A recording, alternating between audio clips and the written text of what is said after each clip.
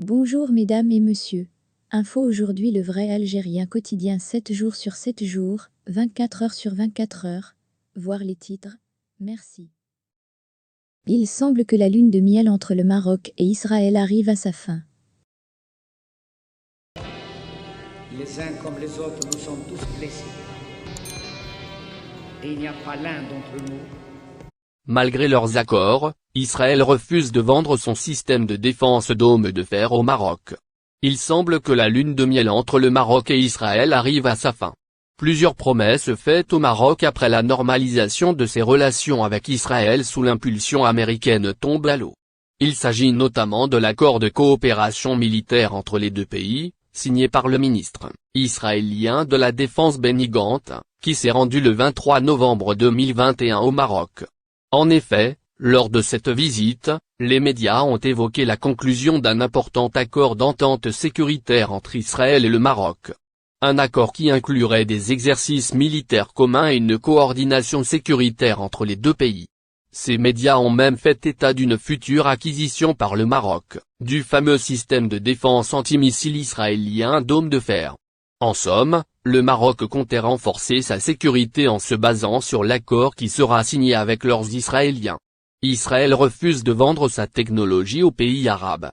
Cependant, l'effet de l'euphorie passée, Israël a reconsidéré sa position. Il refuse de vendre son système de défense Hirondome aux pays arabes comme le Maroc et les Émirats arabes unis par crainte de divulgation de secrets.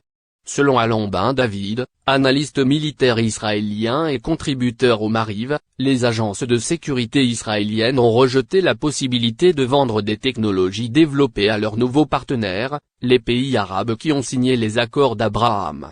Cet analyste a également fait savoir que le ministère israélien de la Défense est revenu sur sa décision de vendre des systèmes de défense aux Émirats arabes unis. Il a vendu de la cybertechnologie, mais s'est abstenu de vendre des systèmes de défense aérienne. Cette volte-face d'Israël a même poussé les Émirats arabes unis à se rabattre sur des systèmes de défense nord-coréens dotés de technologies russes qu'ils ont achetées. Ce changement de cap d'Israël confirme le froid qui caractérise les relations avec le Maroc ces dernières semaines.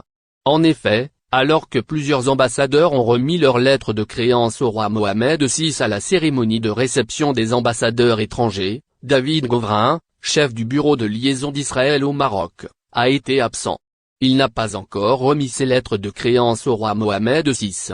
David Govrin avait révélé sur son compte Twitter le 10 octobre dernier qu'il avait été nommé ambassadeur d'Israël au Maroc. Cependant, cette nomination n'a pas encore été officialisée pour des raisons qui restent inconnues, mais qui supposent qu'entre Israël et le Maroc, les relations ne sont pas comme présentées au début de la normalisation.